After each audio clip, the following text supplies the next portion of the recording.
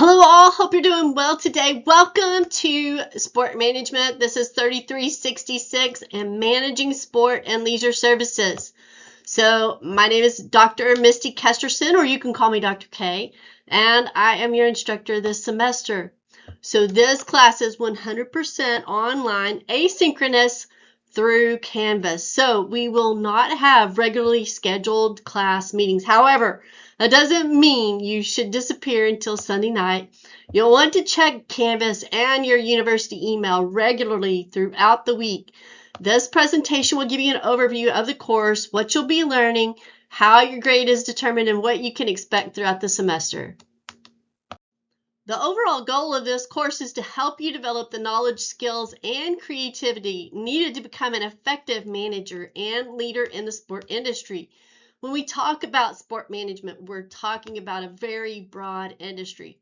You might eventually work in professional or collegiate athletics, recreation, fitness facilities, sport, tourism, events, or another sport-related organization. Regardless of the setting, managers have to work with people, make decisions, solve problems, respond to change, and create positive experiences. So throughout the semester, I want you to keep coming back to three questions. What works? What needs to change? And most importantly, what can we create that is better? Those questions will guide much of what we do. The course is organized around the traditional management functions of planning, organizing, leading, and controlling. We'll begin with the foundations of management in the contemporary sport industry. Then we'll look at planning, including problem solving, decision making, and strategic and operational planning. From there, we move into organizing, where we'll examine organizational structure, delegation, culture, change, innovation, diversity, and human resources. And then we'll finish things up with leading and controlling, which includes teamwork, communication, motivation, leadership, quality, finance, productivity, facilities, and events. The goal isn't just to memorize these terms. I want you to learn how to apply them to actual sport organizations and situations. And your book does a great job of giving us application activities to apply in those situations. I want this course to be practical, interactive, and hopefully fun. Management isn't something you learn simply by reading a textbook. Throughout the semester, you'll apply what you're learning through discussions, case studies, and then the activities, as well as other applied assignments. So we'll talk about topics such as leadership, organizational culture, human resources, teamwork, communication, motivation, innovation, facilities, events, and the fan experience. When we examine an organization or situation, don't just tell me what happened. I want you to start thinking like a manager. Ask yourself, why did it happen? What would I do? And what could this organization do differently? These are our formal student learning outcomes for the course. By the end of the semester, you should be able to explain and apply the four management functions: planning, organizing, leading, and controlling. You'll also practice problem solving and decision making, develop strategic and operational plans, and examine organizational culture and human resources, and evaluate different approaches to leadership, communication, motivation, and teamwork. We'll apply management principles to facilities, events, finances, quality, and productivity. Finally, an important part of being a manager is making ethical and socially responsible decisions. Ultimately, I want you to leave this course better prepared to make management decisions, not simply define management terminology. A required textbook is Applied Sport Management Skills by Robert Lucier and David Kimball. It's the 4th edition. You'll also need, of course, regular access to Canvas and your Team UCC email. I recommend using Microsoft Word or Google Docs for your assignments, and we may also use LinkedIn and other assigned online career development resources. The textbook has the HK Propel resources. We may use some of that throughout the semester. Please make sure you have access to the required materials early. Don't wait until Sunday when the assignments are due to discover that you're having an access problem. They do have the textbook. It is via ebook. You can rent it. There are a lot of different options for you. There are 4 online exams that are worth 30%. Your discussions are worth 20%. You have quizzes and other activities that are 20%, and then 4 case studies, which will make up about 16%, and then your sport organization management analysis is 14%. Notice there isn't one assignment that determines your entire grade. Your grade is spread across several different types of activities.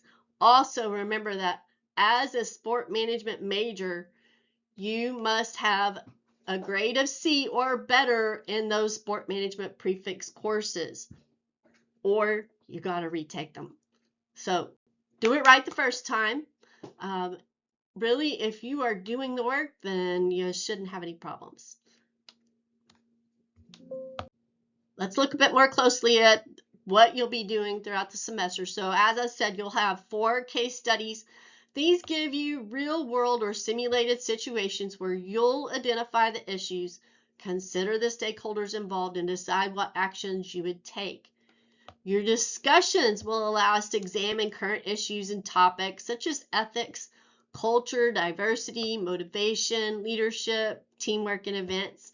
And then you have the quizzes. They will reinforce the foundational concepts from your textbook. You'll also have 4 online exams. This will assess both your understanding of the material and your ability to apply it.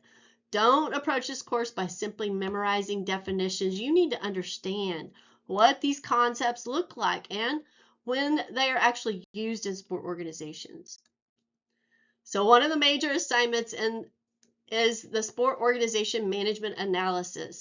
You'll select an existing sport organization and analyze it using the 4 management functions of planning, organizing, leading, and controlling.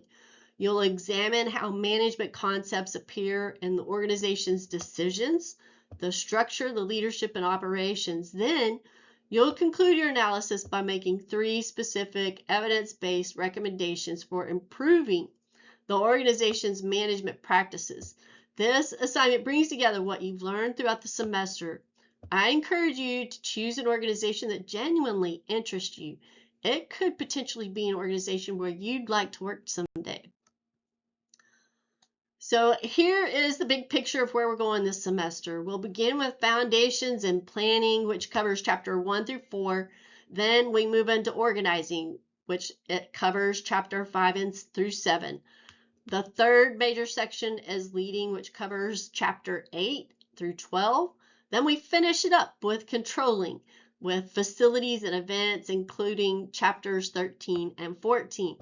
Each section builds on the previous one. You'll notice that the case studies and exams are distributed throughout the section, so keep up with the material. Each week it's going to get much easier than trying to catch up right before an exam. I also want to encourage you to get involved outside the learning online classroom. There are opportunities to earn 10 extra credit points for approved activities. These may include, I have kinesiology Special Olympic Club meetings or activities. We have designated Special Olympic events that are going on. We have Special Olympic practices. We're actually doing some conditioning this fall, and so we are going to be meeting on Saturdays from 10 to noon in Island Hall Gym. We also have the Heart Walk that's scheduled on October the 3rd, and we have a Heart Walk Cornhole fundraiser on October the 8th, if you're interested. I'm sorry, September the 8th. There we go. Other sport management, professional development, and service learning, community engagement opportunities may be announced in Canvas. A lot of times I hear things from Visit Corpus Christi or the Corpus Christi Sports Commission that come up and they're needing help. These aren't just about extra credit. They are about getting you involved and giving you something that a textbook can't, and that's experience.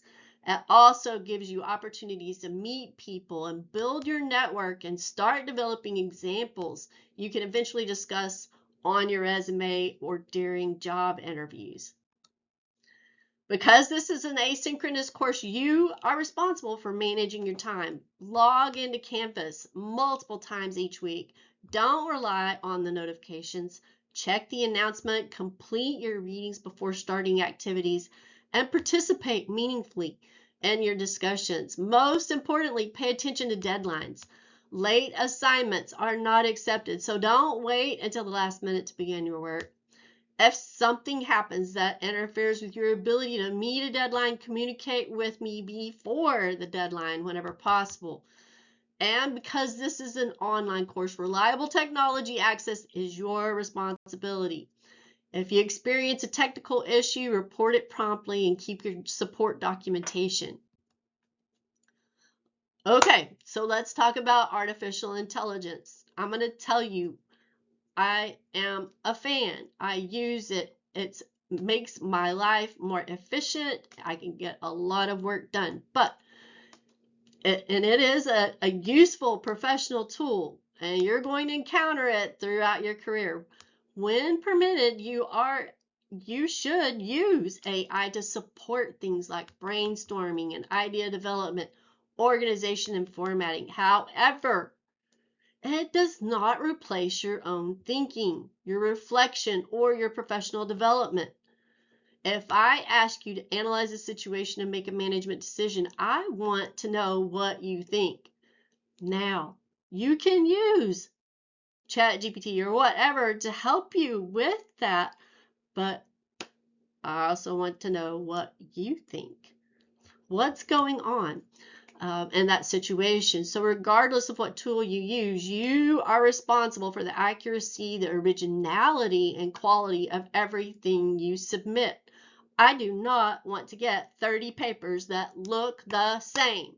You got to put your own stuff in. So think of it as a tool and not as the person taking the course for you. If you need help during the semester, please reach out. My office is in Island Hall, 374, and my student hours are Monday, Wednesday, 9 to 12. It's 9 a.m. to 12 p.m. But I am available at other times. So Tuesday, Thursday, Friday, it's just a matter of getting a hold of me. My preferred method of communication is by email.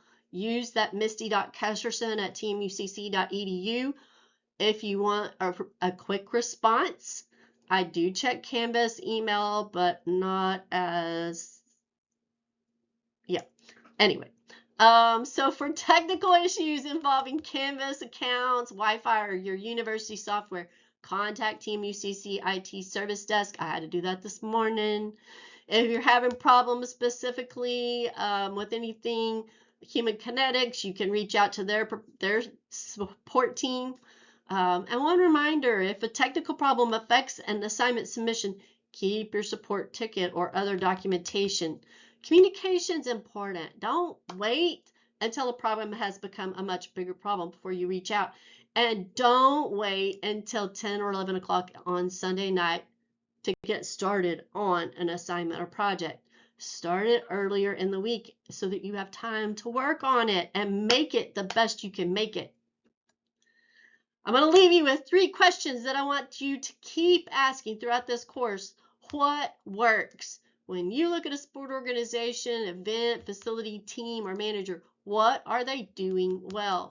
What needs to change? Where are the problems, the inefficiencies, the missed opportunities or challenges? And finally, what can we create that is better? That's where I want you to push yourself this semester. Don't just learn how sport organizations are currently managed. Start thinking about how would you manage them better.